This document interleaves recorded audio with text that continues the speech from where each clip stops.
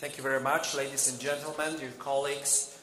First of all, I want to say how glad I am that this format I proposed over a year ago is still vivid. And as we met for the very first time in Białystok, in the group of colleagues from Poland, Lithuania, Latvia, Estonia, Ukraine. Right now we are joined by Jussi Halla-aho from Finland. There is our friend from Iceland for the first time. We met in Tartu. Right now we are meeting in Vilnius. And it's so good that in this complicated world, in this world of so many challenges, we are still trying to find ways to each other. We are trying to build not only the alliances of the states, but alliances of the parliaments, of the societies which parliaments represent. And it's a good sign for the future. That's very good that we are here together, sending to the world two strong messages. The first is, of course, that we want to congratulate our Lithuanian friends and Lithuanian nation for the reason of the 35th anniversary of the restoration of the independence of our dear neighbor. It was a great thing for all of us in this part of Europe, because we show to the world that values will always prevail, that values are always the most important fundament for politics, for human being, for being together, for cooperation, for all of our reality. And the second thing is that we are meeting here on this very important occasion to talk about geopolitical challenges, about strategies we should create, we should enforce in this very challenging situation. First of all, of course, there should be no doubt that we should support Ukraine, because for my country, and I believe that not only for my country, it's a reason of state. Safe, free, independent Ukraine is a reason of state for Poland, and I believe for many countries in our part of Europe. We are doing, of course, whatever we can to support Ukraine with more and more military aid, with diplomatic assistance, with trying to persuade anyone, anywhere, that Ukraine should be at the table when the peace process started, and there should be no treatment, no treaty, no ceasefire without Ukraine showing its position, presenting its arguments. It's obvious in this part of Europe, knowing what happened in Munich, what happened in Yalta, what happened in so many occasions where bigger and stronger wanted to decide about the heads of the smaller. It should never, never ever happen again. Right now, the situation in NATO, the transatlantic situation, leads us to the conclusion that we should take more responsibility for our own safety. There is no need to be angry at new American administration because they are just doing what is good, in their opinion, to American voter, to American taxpayer. We should take our part of responsibility right now. Our Prime Minister, Donald Tusk, said boldly. How is it like that, 500 million of Europeans are begging 300 million of Americans to protect them against 140 million of Russians who are not able to cope with 40 million of Ukrainians for 3 years? We should take our part of responsibility right here, right now. On the national level, we are spending 5% of GDP. You know it, this year, the next year, and probably in upcoming years as well. I've heard, and I really appreciate that Lithuania decided to spend 5-6% of GDP in upcoming years for its own defense. We are the first European country who decided to redirect part of the National Recovery Fund to National Defense Fund, 8 billion euros. This is the decision from the very last week. And we will be building, producing whatever we can. But we need this cooperation, and this is the second side of the medal. We need this cooperation of the European level. Because of course we can do right now what we can do with our American allies.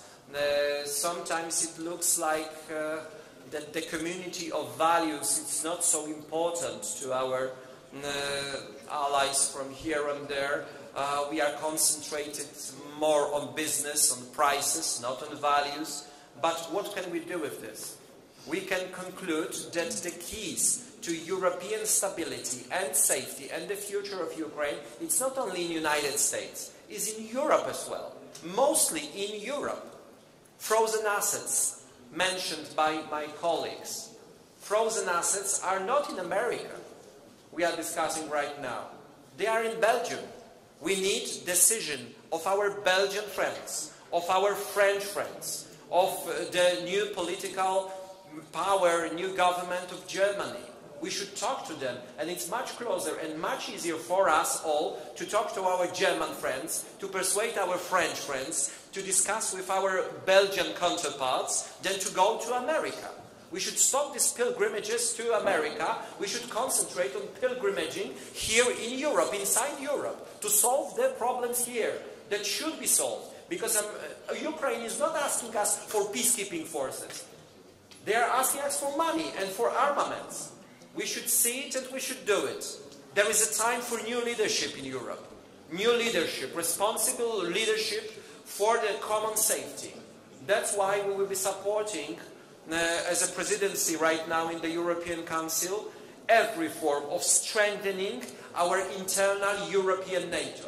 We will be asking our friends from outside European Union, like Norway, like Turkey. This week our Prime Minister is going to Turkey to talk with President Erdogan and other officials. We want to create new architecture of safety, more Europe concentrated in this situation we are facing right now in the world. Let's have the best possible relations with the United States.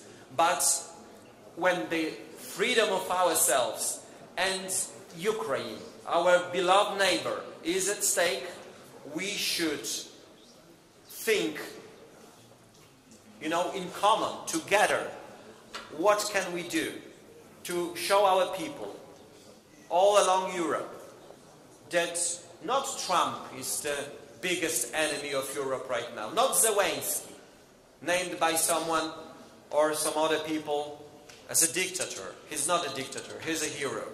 They are not enemies of Europe. There is only one enemy of Europe, and it's Putin.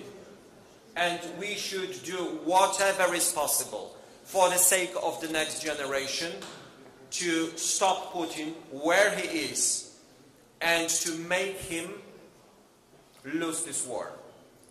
I'm really grateful for my colleagues, for Saulius Skvernelis, for all the colleagues from Baltic states, from Finland, from Iceland, especially my dear friend Ruslan Stefanchuk from Ukraine, not only for our common work in last months, in last year, but also for your friendship. Because I have this feeling that we can count on each other. And it's much more important than any treaty we can sign. Right now, it's a time for us in Europe to stay closer, to be together. And our values will prevail. You will see. I can bet on it. We will prevail with our values, on which European Union, European community, and the peace in Europe was founded. Thank you so much. Saulius gave me 15 minutes, and I think I'm pretty close to this limit. Panie Marszałku, prezydent zawetował ustawę incydentalną, którą sam Pan zaproponował. To skomentować można tylko w jeden sposób. Jednym z najważniejszych egzaminów, przed którym staje lider polityczny, jest zapewnienie bezpieczeństwa przekazania swojej władzy, swojego stanowiska następcy. Przykro mi stwierdzić, ale pan prezydent Duda nie zdał tego egzaminu, bardzo ważnego egzaminu. W tej sytuacji, w jakiej się dzisiaj znajdujemy, wymagałbym od zwierzchnika sił zbrojnych, że problem przekazania zwierzchnictwa sił zbrojnych będzie jednym z najważniejszych, przed jakimi stanie w tej właśnie chwili. Ja rozumiem, że ważne są wizyty pożegnalne, rozumiem, że ważnych jest mnóstwo innych rzeczy, ale co jest ważniejszego niż zapewnienie ciągłości i bezpieczeństwa państwa poprzez przekazanie ciągłości władzy? Dlaczego o tym mówię? Dlatego, że chaos w sądownictwie, do którego rękę przyłożył również pan prezydent Duda, prowadzi nas do pytań, jak będzie wyglądało zatwierdzanie ważności wyboru prezydenta w Rzeczpospolitej, czy rzeczywiście będziemy w stanie z tym chaosem w Sądzie Najwyższym, do którego prezydent również przyłożył rękę, sprawnie zapewnić, że prezydenta w Polsce wybiorą ludzie przy urnach, a nie jakiś sąd albo jakiś urzędnik. Zaproponowałem rozwiązanie, żeby zmitygować, zminimalizować to ryzyko. No cóż, jeżeli pan prezydent nie jest w stanie wziąć odpowiedzialności za bezpieczeństwo tego procesu w tym momencie, nie mogę tego cenić inaczej niż właśnie w ten sposób. Nie zdał jednego z najważniejszych egzaminów swojej prezydentury. Do tego trzeba dodać też oczywiście jeszcze cały ten kontekst związany z propozycjami, które przecież w tej ustawie się znalazły. W tej wyjściowej wersji, nie tej, którą zaproponowałem, tylko tej wyjściowej, o ważności wyboru prezydenta mieli orzekać sędziowie powołani przecież de facto przez świętej pamięci prezydenta Lecha Kaczyńskiego. Nie rozumiem, co nie podoba się dzisiaj panu prezydentowi Dudzie, który był prawnikiem pana prezydenta Lecha Kaczyńskiego, w sędziach, których powoływał świętej pamięci prezydent Lech Kaczyński. Dlaczego dzisiaj uważa, że ci sędziowie powołani przez świętej pamięci prezydenta Kaczyńskiego nie są godni albo wystarczający, żeby stwierdzić ważność wyboru jego następcy? Tylko tak można skomentować tę decyzję. Ja oczywiście będę robił wszystko, żeby ten proces wyborczy, wszystko co będzie w mojej mocy, żeby przebiegł bezpiecznie, żeby ludzie w Polsce mieli pewność, że to oni wybiorą następnego prezydenta. Będę też robił wszystko, tak jak z tą ustawą antypolexitową, która znajdzie swoje miejsce na najbliższych obradach Sejmu, żeby wszystkie potencjalne zagrożenia dla stabilności ustroju i ciągłości władzy i decyzji, które obywatele Polski podjęli, wyłapać i zabezpieczyć. Oczywiście nie mogę zrobić tego sam. Potrzebuję do tego większości, potrzebuję do tego ludzi, którzy podzielą moje obserwacje. Ale chciałbym mieć pewność, że głośno powiedziałem, że jest jakieś ryzyko, zaproponowałem receptę, no ale czy ta recepta zostanie wykupiona, a leki przyjęte, to już nie jest tylko i wyłącznie niestety moja odpowiedzialność. Bardzo dziękuję. Dziękuję Państwu. Jedno pytanie tylko.